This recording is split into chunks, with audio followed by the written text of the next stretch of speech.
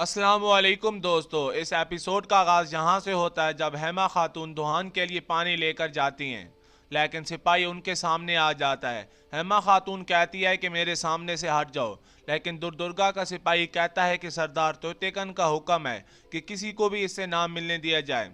फिर हेमा खातून सिपाही की तरफ गुस्से से देखती हैं और सिपाही सामने से हट जाता है। फिर हेमा खातून दुहान के पास जाती हैं और दुहान को दिलासा देती हैं कि बानो जिजक बिल्कुल ठीक है। फिर दुहान खुश हो जाता है। फिर हेमा खातून पानी पिलाती हैं दुहान को और दुहान कहता है कि अब मैं समझ गया हूँ कि प्यार के लिए तकलीफ़ें बर्दाश्त करना पड़ती हैं, जैसे कि अर्तुगरुल भाई ने हलीमा सुल्तान के लिए बर्दाश्त करी हैं। हेमा खातून दिलासा देकर वहाँ से चली जाती हैं। अगले सीन पर सादुद्दीन ने गुमस्तेकन को मारग्रेव बनाने का फैसला सुना दिया था। फिर तोतेकन भी कहता है कि ये हमारे लिए एजाज़ की बात है कि गुमस्तेकन हमारे कबीले से हैं। फिर अर्तुगरुल कहता है कि ए अमीर सादुद्दीन, अगर आपकी इजाज़त हो तो मैं कुछ बोलना चाहता हूँ। सादुद्दीन कहता है बोलो अर्तुगरुल। अर्तुगरुल कहता है कि हमें पता चला था कि आप किसी ख़ास मामले में हमसे मशवरा लेना चाहते हैं, लेकिन तो यहाँ ऐसा लग रहा है कि जैसे आप हमें कोई हुक्म सुनाने आए हों। वहाँ मौजूद कुछ सरदार कहते हैं कि ये क्या बोल रहे हो ए फर्जंदे सुलेमान शाह। फिर सादुद्दीन कहता है कि ए बहादुर अर्तुगरुल, ये बात तुम किस वजह से कह रहे हो।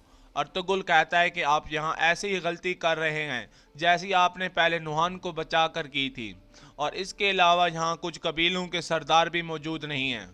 फिर वहाँ मौजूद सभी लोग कहते हैं कि अर्तुगरुल ठीक कह रहा है, यहाँ बाकी कबीले के सरदारों को भी होना चाहिए था।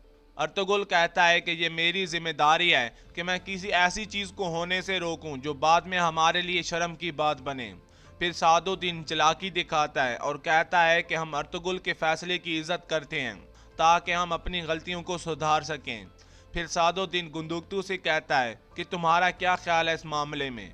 गुंदुकतू कहता है कि हमें आपकी नीयत पर कोई शक नहीं, लेकिन हमारी वालदा ने हमें यहाँ एक शर्त पर भेजा था कि कई कबीले का फैसला एक ही फैसला होना चाहिए।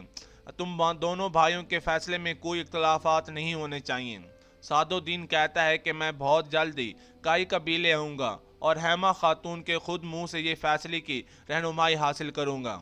अगले सीन पर हेमा खातून कहती हैं मतलब उनका मकसद गुमस्तेकन को मारग्रेव बनाना है।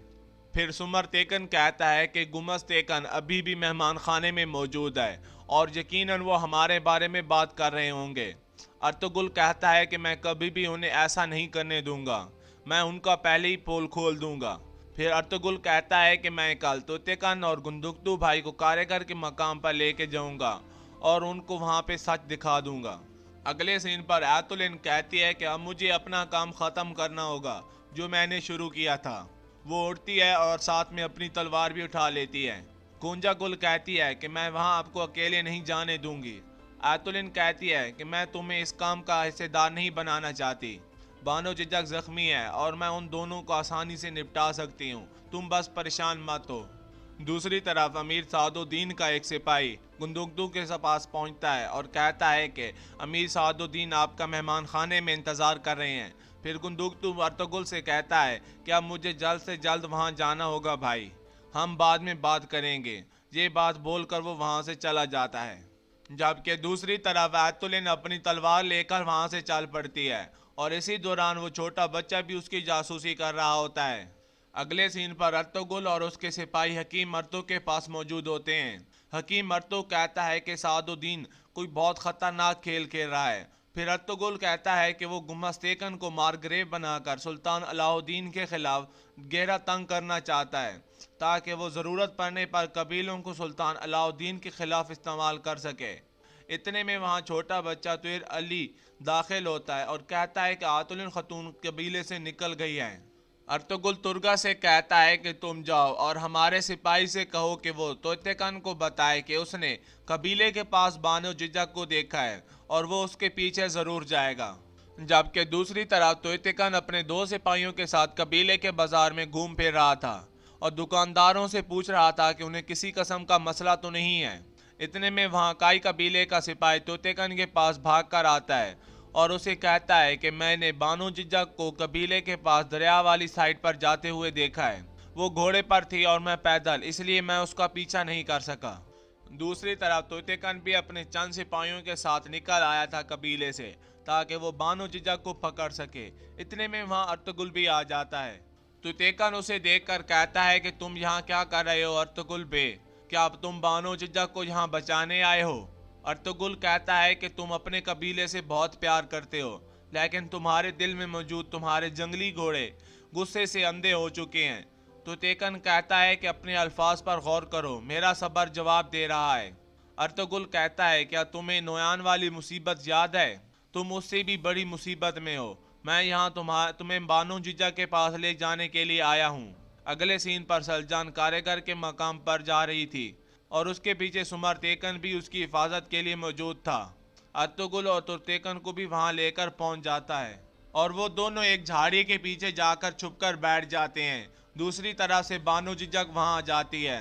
توتیکن وہاں سے اٹھنے لگتا ہے، لیکن ارطغرل کہتا ہے کہ تھوڑا صبر کرو، ابھی تمہیں حقیقت معلوم ہو جائے گی۔ اسی دوران سلجان بھی وہاں پہنچ جاتی ہے اور بانو ججک سے خیریت معلوم کرتی ہے۔ کچھ ہی دیر بعد وہاں ایتولن بھی پہنچ جاتی ہے اور سلجان کو آواز دیتی ہے، اور پھر بانو ججک اسے کہتی ہے کہ تم یہاں کیسے پہنچ گئی ہو ڈائن؟ ایتولن کہتی ہے کہ وہ مجھے دے دو فوراً۔ پھر سلجان کہتی ہے کہ ہم ثابت کر دیں گے کہ تم نے کرکت ماموں اور مامی کو قتل کیا تھا۔ اب سے ہمیں تم سے اور تمہارے بھائی سے ڈرنے کی کوئی ضرورت نہیں ہے۔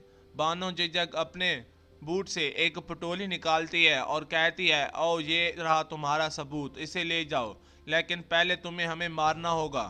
ایتولن کہتی ہے کہ تم کبھی بھی یہ ثابت نہیں کر پاؤ گی کہ میں نے انہیں مارا تھا۔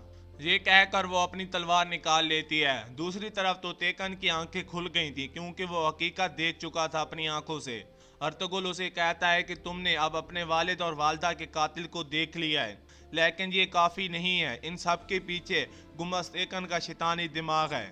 اسی دوران ایتولن اور بانو ججک نے بھی اپنی تلوار نکال لی تھی اور سمرتیکن بھی اپنا نشانہ تیار کر لیتا ہے تاکہ وہ سلجان اور بانو ججک کی حفاظت کر سکے۔